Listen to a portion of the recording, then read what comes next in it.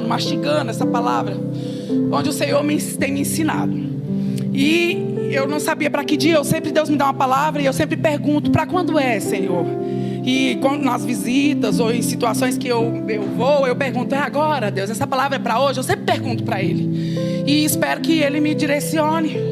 E Ele me disse, aí o pastor falou que eu abriria o culto hoje, e na hora Ele me sinalizou: é para esse dia. E a palavra é Deuteronômios 28. O capítulo é Deuteronômios 28. Amém, igreja? Se vocês quiserem me acompanhar.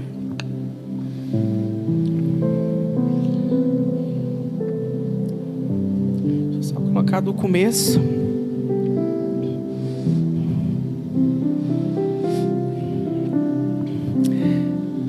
E será que, se ouvires a voz do teu Deus, tendo cuidado de guardar todos os seus mandamentos, que eu hoje te ordeno, o Senhor teu Deus te exaltará sobre todas as nações da terra. E todas estas bênçãos virão sobre ti e alcançarão quando ouvires a voz do Senhor teu Deus. Bendito serás na cidade e bendito serás no campo. Bendito serás o fruto do teu ventre e o fruto da tua terra e o fruto dos teus animais e as crias das tuas vacas e das tuas ovelhas. Bendito o teu cesto e a tua amassadeira. Bendito serás ao entrares e bendito serás ao saíres. O Senhor entregará feridos diante de ti. Os teus inimigos que se levantarem contra ti, por um caminho sairão contra ti, mas por 7 caminhos fugirão da tua presença. O Senhor mandará que a bênção esteja contigo nos teus celeiros, e tudo o que puseres a tua mão te abençoará. E na terra que te der o Senhor teu Deus, o Senhor te confirmará para si como povo santo, como tem jurado, quando guardares os mandamentos do Senhor teu Deus. E andarás nos seus caminhos, e todos os povos da terra verão que é invocado sobre ti o nome do Senhor, e terão temor de ti. O Senhor te dará abundância de bens no fruto do teu ventre, e do fruto dos teus animais, e do fruto do teu solo, sobre a terra que o Senhor jurou a teus pais te dar. O Senhor te abrirá o seu bom tesouro, o céu, mas dá chuva à tua terra no seu tempo, e para abençoar toda a obra das tuas mãos, emprestarás a muitas nações, porém tu não tomarás emprestado. E o Senhor te porá como cabeça e não por cauda, e só estarás em cima e não debaixo, se obedeceres aos mandamentos do Senhor teu Deus, que hoje te ordeno para guardar e cumprir. E não te desviará de todas as palavras que hoje te ordeno, nem para a direita e nem para a esquerda, andando após outros deuses para os servires. Serás, porém, que não deres ouvido, se não deres ouvido do Senhor teu Deus, para não cuidares em cumprir todos os teus mandamentos e os seus estatutos que hoje te ordeno, então virão sobre ti todas essas maldições e te alcançarão.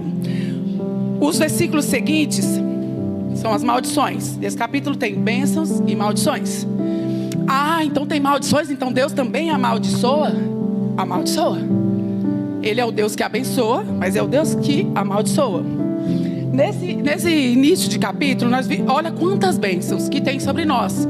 Mas dentro dessas bênçãos todas, o que está escrito antes? Se ouvires a minha voz, se obedeceres os meus mandamentos, se andares nos meus caminhos, essas são as promessas.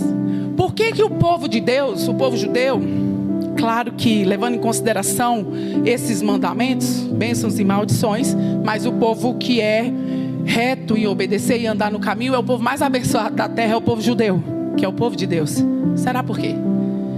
Porque Deus, ele vela pela palavra dele, ele não volta atrás na palavra dele. Então, nós como nação santa, eleita, escolhida, muitas vezes por não estarmos vivendo algumas dessas bênçãos, quando a gente olha ali que tem uma lista, nós precisamos parar e analisar aonde a gente está falhando, aonde a gente está errando. Porque Deus, ele é fiel na palavra dele. Então, os meus filhos, eles precisam ser bênção na terra. Minha família é bênção na terra, é promessa. Aonde eu colocar a planta dos meus pés, eu posso mudar aquele lugar. A cidade, eu posso mudar uma cidade. Eu, você, nós podemos mudar uma cidade. Por que tem cidades, eu falo isso com conhecimento de causa. Eu conheço exemplos. Tenho um pastor que eu sigo há muito tempo, conheço toda a história dele, é o pastor Luiz Hermínio, lá de Itajaí, de Santa Catarina. E ele tem um histórico de fruto com Cristo. E ele saiu da sarjeta, do muturo. Era um cara drogado, traficante, onde a mulher dele pagou um alto preço em oração e creu na promessa, onde conseguiu sair deste lugar de maldição e entrar num lugar de bênção, onde ele mudou toda a história dele, se arrependendo, entrando no bom caminho, vivendo da forma que Deus queria, consertando e fechando as arestas. E havia um chamado sobre ele, e o chamado era tão grande que era de mudar aquela cidade, aquele local que ele vivia. E hoje, já tendo avançado todos os processos, porque todos nós temos processos em Deus, hoje ele já tem esse mérito de ter mudado a estatística de criminalidade daquele lugar.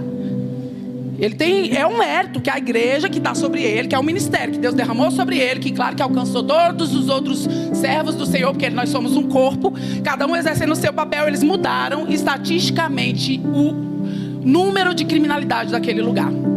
E foi uma igreja que começou desse tamanhozinho, não tinha nada, era um aluguel, era um barraquinho, uma história difícil. Ele começou a fazer a obra numa bicicleta cargueira, que hoje inclusive está pregada lá na parede, no museu lá que conta a história deles. O nome da bicicleta é Jaqueline. Essa bicicleta foi a mulher dele que comprou fazendo faxina e diária na casa dos outros para ele poder fazer a obra. Ela acreditou no ministério dele desde quando ele era um drogado, um viciado, mas Deus falou que ele seria um grande homem, que iria às nações, que ganharia muitas vidas e mudaria a história daquele lugar. Ela creu nessa promessa, pagou o preço, trabalhou, sustentou a casa enquanto ele se recuperava da questão da abstinência e o processo de conversão dele. E hoje eles vivem os frutos daquilo que creu lá atrás, vivendo todos os processos. Mas dentro desses processos, nós como igreja, nós temos que entender que nós precisamos olhar para dentro de nós e fecharmos as arestas, as brechas, aquilo que não agrada o coração de Deus, aquilo que não sobe com cheiro suave no coração de Deus. Porque o fato é que tudo chega às narinas do Senhor. Tudo chega. Porque quando Deus deu ordem a Jonas, para Jonas ir lá em Nínive e levar uma maldição sobre aquele lugar, Jonas correu porque não queria levar essa profecia, porque era terrível, era de destruição.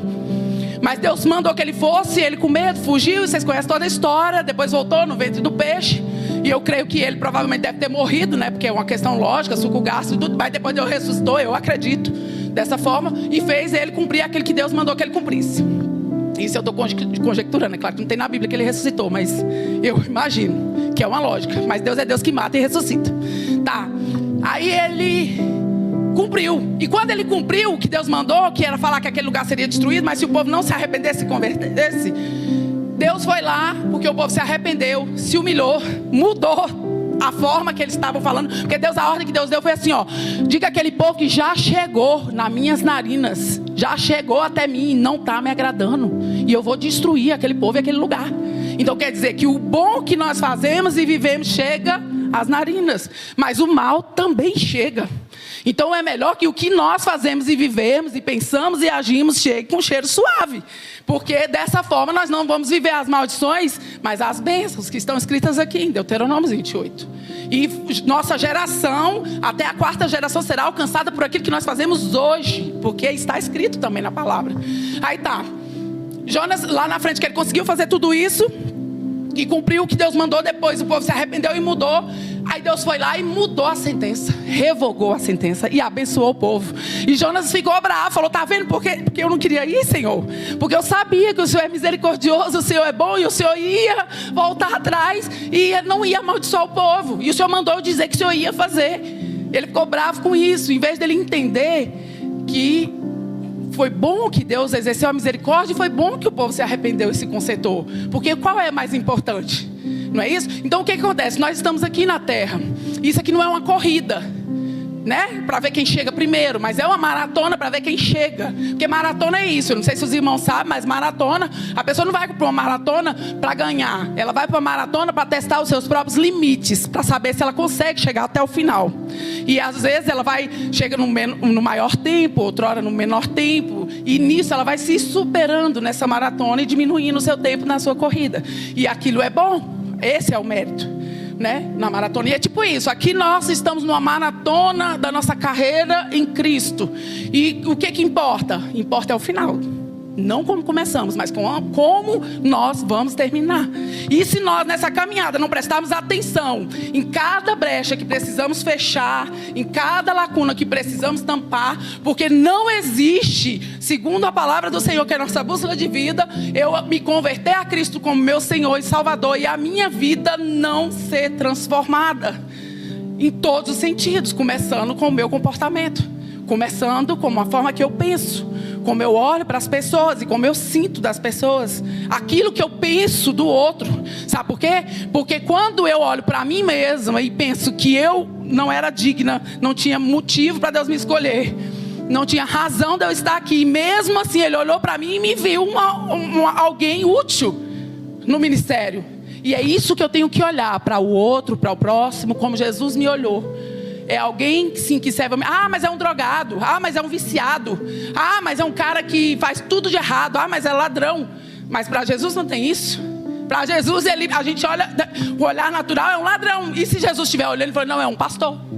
É um ganhador de almas. É um evangelista. É um ministro da minha palavra. Não é um diácono. É um presbítero.